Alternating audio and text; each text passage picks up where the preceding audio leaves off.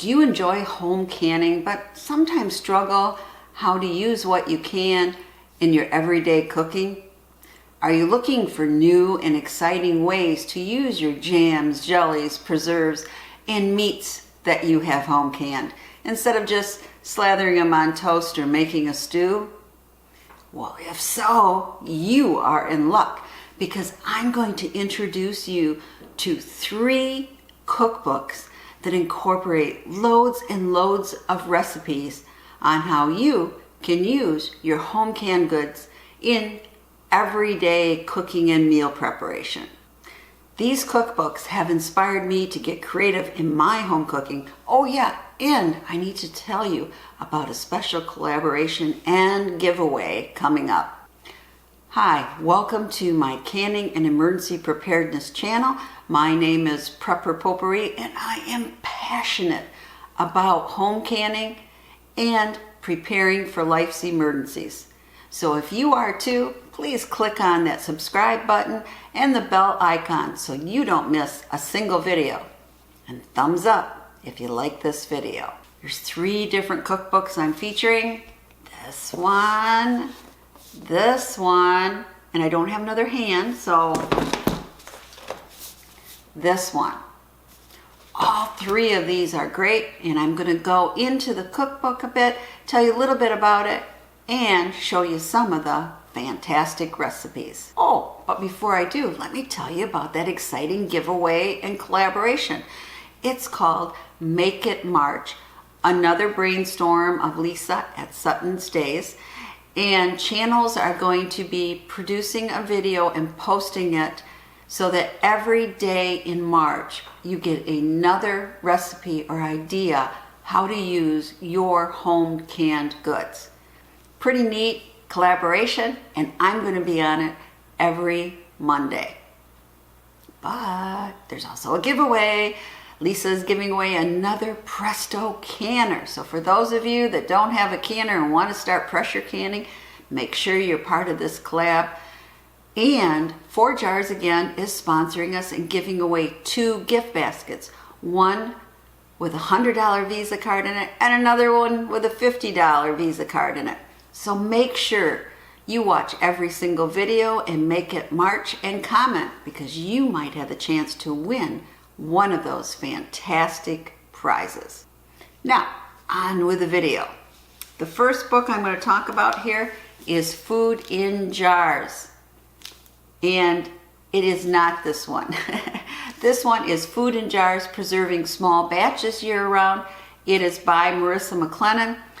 And it is great. It has a lot of jams, jelly, preserves, those type of recipes in it. But she also made another book with a similar name. It is The Food in Jars Kitchen by Marissa McLennan.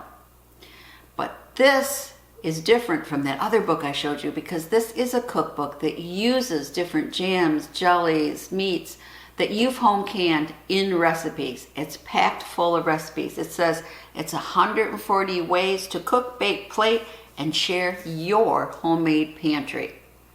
So let's take a peek in this book. Oh, and I should mention for all these books that I'm showing you, there is a purchase link below if you're interested and you want to add them to your canning library. But let's look inside. Okay.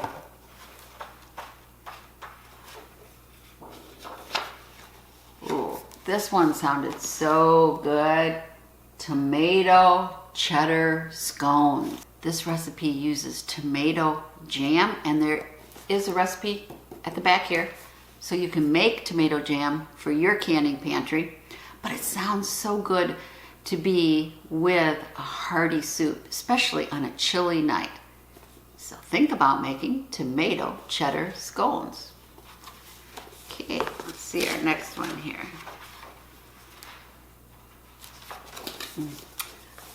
This is one I never thought of, and it's so easy. Yeah, jam coated nuts. I mean, who'd think, right? And she says it's great with, she used a pear vanilla jam, but she says it's also great with grape. What an easy thing to try, and what a great gift in the holiday time. Okay. Now, I don't know about your family, but my family loves Asian cooking. And this is a recipe for making plum teriyaki sauce. And it is using plum jam, which she says if it turned out kind of runny, it's great for using it in this recipe. Not a bad idea. Okay, the next one appealed to me because it's a casserole and it's very inexpensive to make. It is called the brown rice, bean, and salsa casserole. And you're using your home canned salsa, and you can make it in the microwave and then just stick it under your broiler or in your oven to melt some cheese on top. Very easy and sounds great, healthy, and inexpensive. Now look at this one. Babka, I hope I'm pronouncing that right. You know, usually that is made with a chocolate filling, but in this case she's using a jam. She used apricot, but she says it's great with cherry or peach jam too. And then she learned from another canning author, Kathy Barrows, that if she used a bit of fresh breadcrumbs in with the jam, it helped it stick together better when you're swirling it in your jam bread. So this sounded very good. Babka.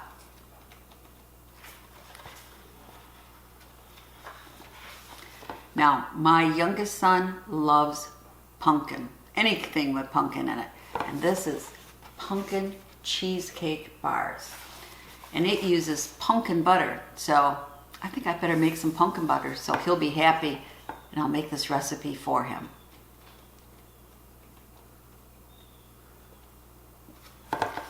And this one, so easy and looks so good. Look at that. Huh? That is a jam slab pie. And she says you can make it with any canned fruit that you drain. She says nicer if you got some larger pieces in it. But you can also make it with peach, sour cherry, or plum jam or conserve. How easy. And she has a bunch of drinks you can make with your home canned goods. Look at this one. Such pretty color. It is blueberry basil lemonade highball. You know, I haven't heard the word highball in quite some time. When I was young, my parents used to entertain, and people would play Michigan rummy or cards, and they'd always have highballs, right? Don't hear about that so much anymore. But this uses limoncello, vodka, and blueberry jam, and it sounds absolutely wonderful. So there's a bunch of recipes in here, obviously 140 of them. So check out this book if you are looking for inspiration on how to use your home canned items. Now the next one is Batch. The real title is Batch, over 200 recipes, tips, and techniques for a well-preserved kitchen. It is by Joel McCharles and Dana Harrison. This was actually published in 2016, but I just heard about it this year and I had to buy it right away. It's a beautiful book. I mean, it could be a coffee table book. The pictures are beautiful, well printed. It is a great resource to have in your canning library. Now, the first half of this book goes over different ways to preserve your food. It's water bath canning, pressure canning, dehydrating, fermenting, cellaring, which I didn't know was a word, but it must mean using things out of your root cellar, salt and smoke, and infusing. So it said if you're an experienced canner, you might want to just go over these basics for a refresher, but then the second half is composed of recipes. And what's nice, each chapter starts with one ingredient, and then it shows 6 ways to prepare it or preserve it, and it uses at least 3 different food preservation techniques. Pretty neat, because I like to dehydrate too, and I'd like to get into fermenting. So it's got some great fermenting recipes too. Let's peek inside.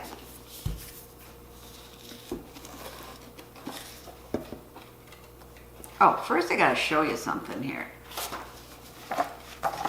It is a great chart right here. I actually copied this and put it up on my freezer with a magnet because, you know, I wondered, okay, it says I need a ½ ounce. Well, that equals 3 teaspoons. Okay, I know that measurement easier than the ½ ounce. Or did you know that 32 tablespoons equals 1 pint? I mean, it's nice, and it's all done by different jar sizes too. And it's got other tips and tricks that way too. Let's go into the recipes.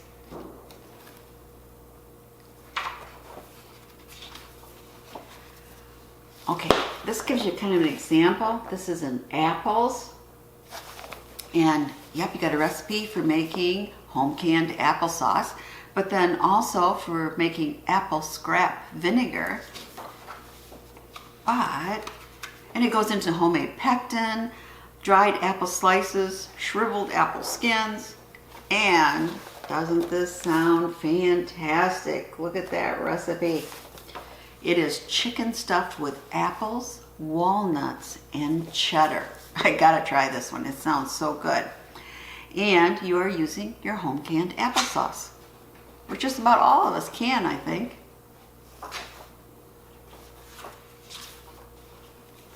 Now, in my garden, I love growing squash, especially acorn squash, because baked in the oven, you know, with a little maple syrup or brown sugar, it's so good. But here's another take. Look at that. It is curry baked acorn squash with apricot vanilla preserves. And you are using your apricot jam or apricot butter for this recipe. But I bet you could make it with other jams and butters too. Why not? Okay.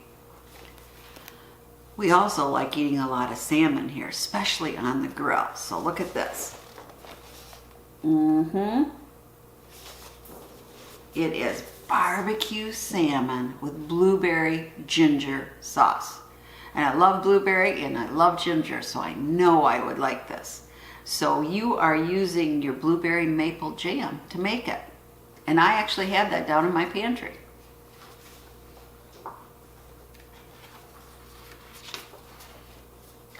Now, my husband's relatives are of Polish heritage, so I know they would like this recipe. It is sauerkraut pierogies, and you're making it with your home fermented and canned sauerkraut. Now something, you know, I've pickled things before, but I have never pickled grapes. And look at this. Looks good, doesn't it? It is made roasted chicken with pickled grapes. Not sure. Maybe I'll try it. Sounds a little, maybe too gourmet for me. And then, well, picture says it all, right? Homemade pizza. And of course, he's using his homemade pizza sauce, but also his homemade cured meat, which is pretty impressive.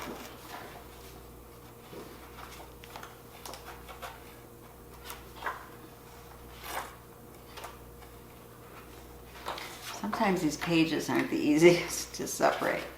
Okay, now this one really only has a picture right down the corner here, not much, but the title, Brined Pork Loin Roast with Maple Rhubarb Cornmeal Crust. Wow. And you know, I grow rhubarb every year in my garden. I just love how it comes up, and it's a perennial. I really don't have to do much with it. And this uses a ½ cup of rhubarb jam, which is something I make, so I'm gonna have to try that recipe. But there's loads and loads more recipes and different techniques, tips and hacks. So check out Batch Now, the remaining book is one that I bet a lot of you already have in your canning library. That's right, it's the all-new Ball Book of Canning and Preserving. Well, maybe it was all new when it came out in 2016, but you know, I just went back to it and I reread it and decided, oh, that sounds good to make, that sounds good to make. But the nice thing about this Ball book is it's not just canning recipes, it is also recipes how to use your canned goods. And let me show you. Whoa, here's our first one. Glazed apple tart. Looks so pretty too, doesn't it? It even has a recipe in here how to make the flaky pie crust. And it's made with applesauce and red plum raspberry jelly. Here's one a little different. Swedish meatball stroganoff. And that's made with cranberry port jelly and beef bone broth.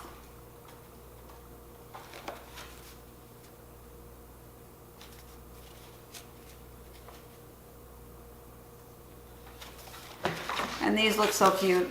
These are little marmalade tea cakes. And you make them with any marmalade you choose in mini muffin tins. And then the great part is you can cut them in half, right, and slather more marmalade on them. How decadent.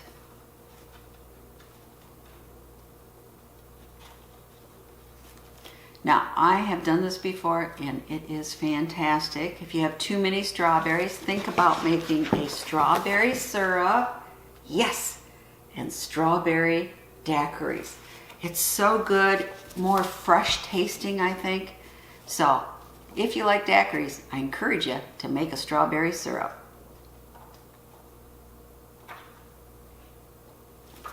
And then, yep, we do like our pork tenderloin here. Look at this one. It is curried grilled pork tenderloin, and it is made with a green apple shallot chutney. Oh, or how about this? Who doesn't like Mexican cooking?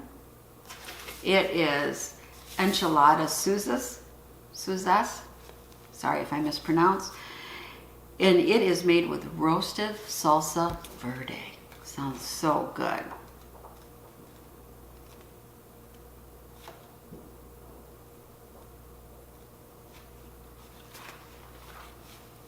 And I don't know about you, but in our area, Cuban sandwiches have become very popular. And this uses, of course, your pork and your Swiss cheese and mayonnaise and mustard and Kaiser rolls, but also drained pickled peppers and onions. So, yeah, you can make desserts, main courses, and even sandwiches. There are loads and loads of more recipes in here.